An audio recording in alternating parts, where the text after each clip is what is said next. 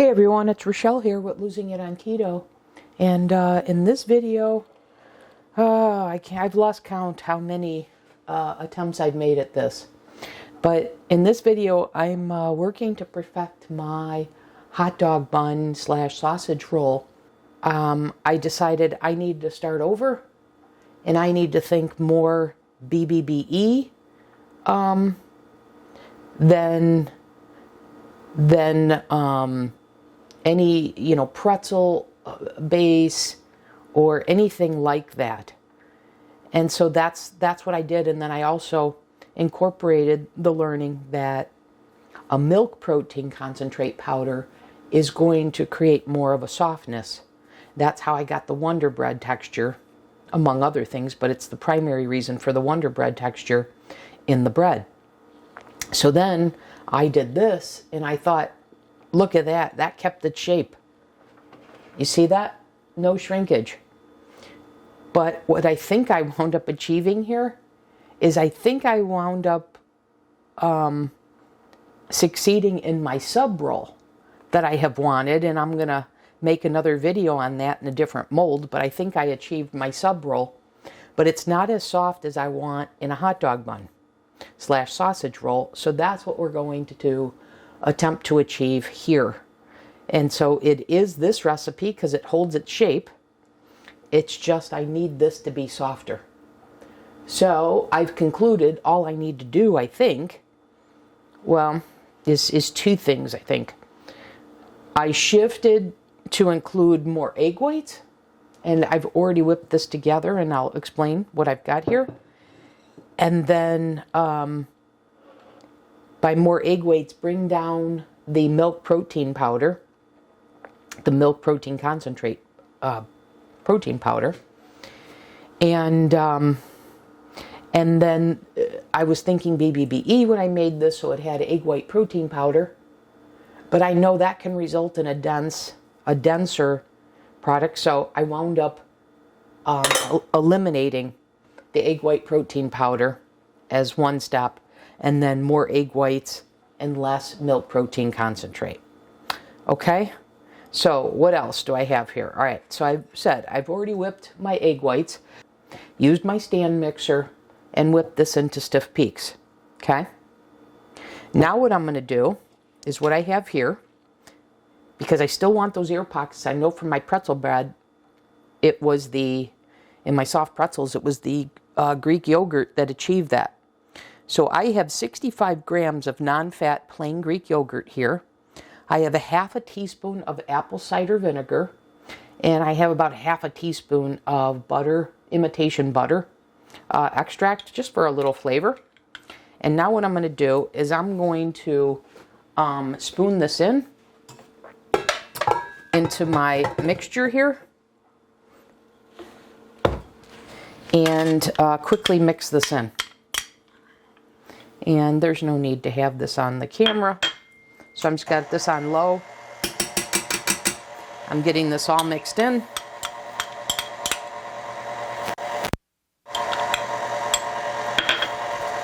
And then once I've got it in the batter / dough here, I'm going to mix this on high to make sure it's all well incorporated. And I'm going to mix it on high for 10 seconds. Okay, so I've got all the yogurt mixture in. Now 10 seconds. Okay, that's done. Now what I'm going to do is I have the dry ingredients here whisked together.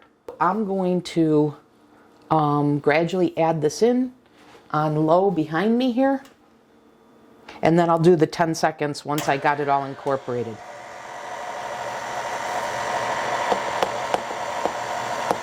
So I'm just tapping this in around the mixing bowl.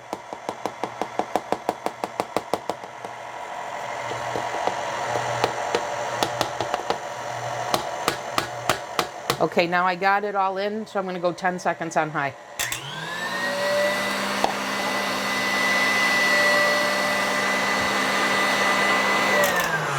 Okay. Now I'll come back to you and show you what we got. So this is what we've got. Okay? So this, I can tell you from my prior dough/batter, is lighter. Okay, here we go.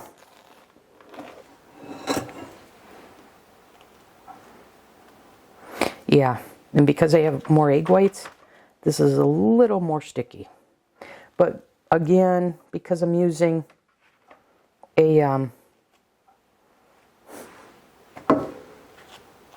silicone mold, I don't worry about spraying it with nonstick spray.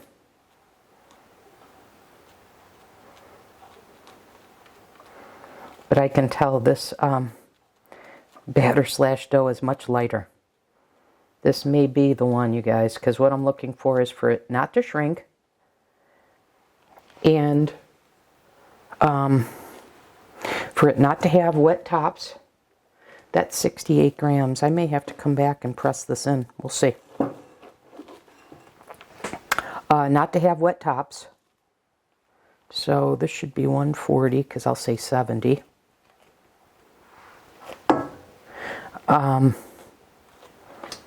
So again, not to have wet tops and not to shrink and be soft. So that is the trifecta. Okay, let's make sure that we've got these in a good, well structured here. Okay, I'm going to cover these in foil because I don't want the tops to cook faster than the inside. Because I want soft tops, I'm going to cover them in foil for the first 30 minutes. And then I will remove the foil and bake them for another 15 minutes or so. The last version was done at 45 minutes. And I'm looking for these to be an internal temperature of between 195 and 200. So I'm starting to get more scientific with my breads and rolls and such because I have found that I have pulled them. I've had at least one version of these where I pulled it too, of my bread actually, that I pulled too soon. So there's no need to do that when you know this should be between 195 and 200 degrees. So I'm now using my instant read. All right, I'm going to put these in the oven, like I said, first 30 minutes with the aluminum foil. Remove it probably another 15 minutes or so. I'll use this, put it in the middle, make sure it's between 195 and 200. And when it is, I'll pull them and I'll come back in the next segment when I do that. These are just out of the oven, 197 degrees. I'm going to spritz it with water to keep the top soft. Then I'll do that again in 5 minutes.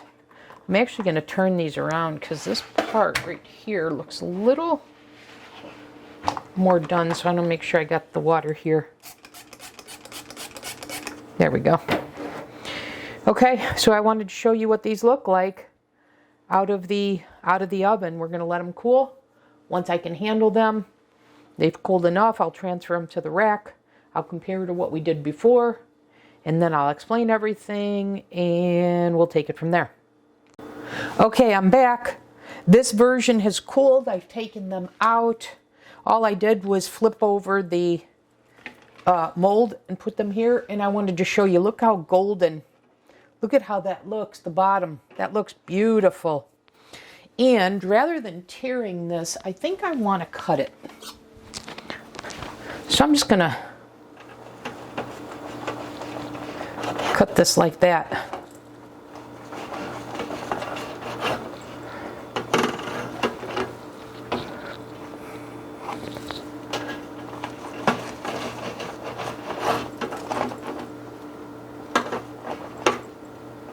While these finish cooling.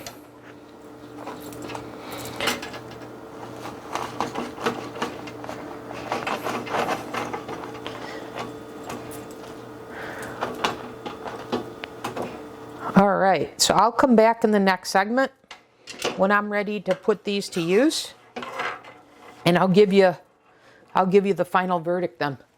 Well, not the final because I want to show you what they're like after being in the fridge, but we'll come back in the next segment when I put them to use.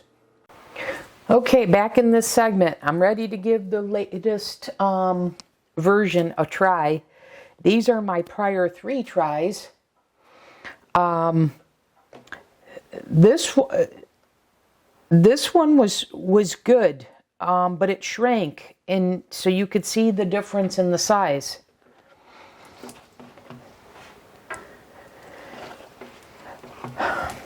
This one that, you know, is plumped up is actually my favorite of all of these in terms of I wish I could get this shape, but this is a little more dense. This is like a sub roll.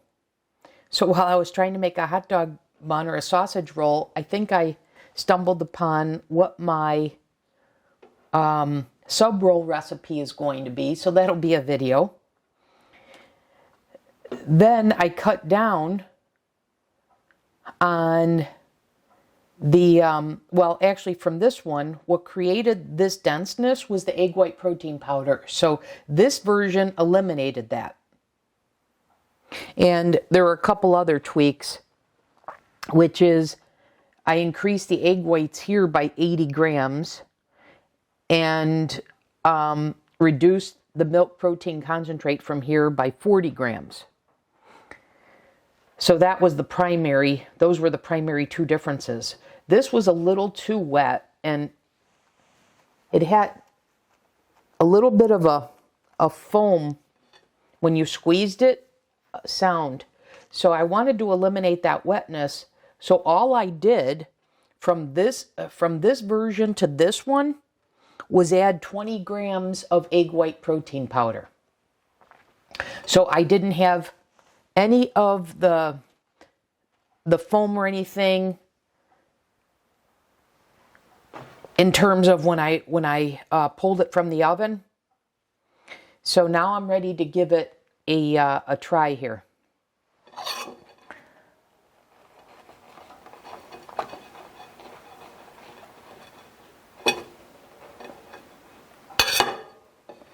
So it's that nice soft texture that I'm looking for. So let's see here.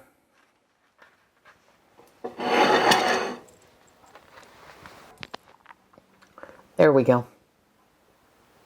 So it's nice and fluffy, just what you'd want. So I'm going to call this good. Very good. But going back to the beginning, what I was attempting to do is get my roll or bun not to shrink and to avoid the stickiness or the wetness that can happen on the top of these. So that second part, I'm not going to be able to answer until I have these in the refrigerator. So I'm going to do one more segment after I refrigerate these overnight. So I'll come back and film the next segment tomorrow and let you know how it all goes before I determine that this is my final result. Okay? Okay, I'm back in the segment. I think this whole video should be called Goldilocks and Three Bears, or maybe Rochelle and the many versions of these hot dog buns / sausage rolls. Anyways, let me take you through it. And I made a number of versions before this using a variation of this recipe here, which had a fair amount of psyllium husk powder in it. This was the best result I was able to produce, but you can see it shrunk a bit.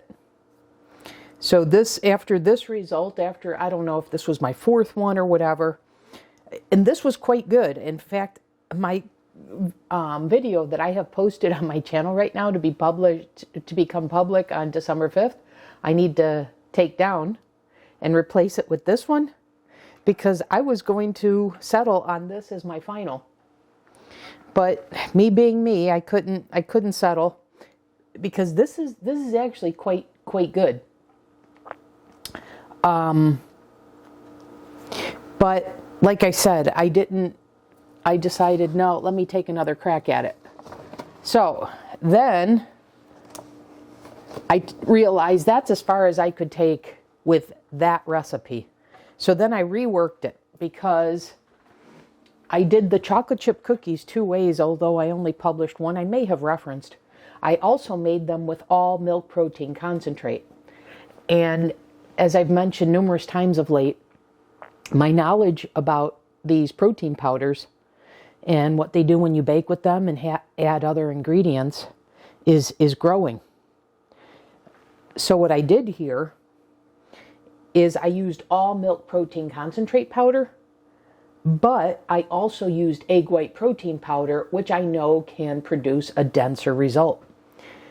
And I thought that would be good because I wanted it to hold the shape of the mold, and this did. Except this is more the sub-type roll. If I want a sub sandwich, more of a firmer result, this is the one I would go with, just a different mold, but this is closer to the recipe I would use. So I think I kind of stumbled into my sub roll because I had 2 on my list that I wanted to come back to. One being a hot dog bun / sausage roll / hamburger bun, and then one being like a sub bread for a sub sandwich. And so I think I backed into this accidentally. So this is very good. It may need a tweak or 2, but that'll be another video.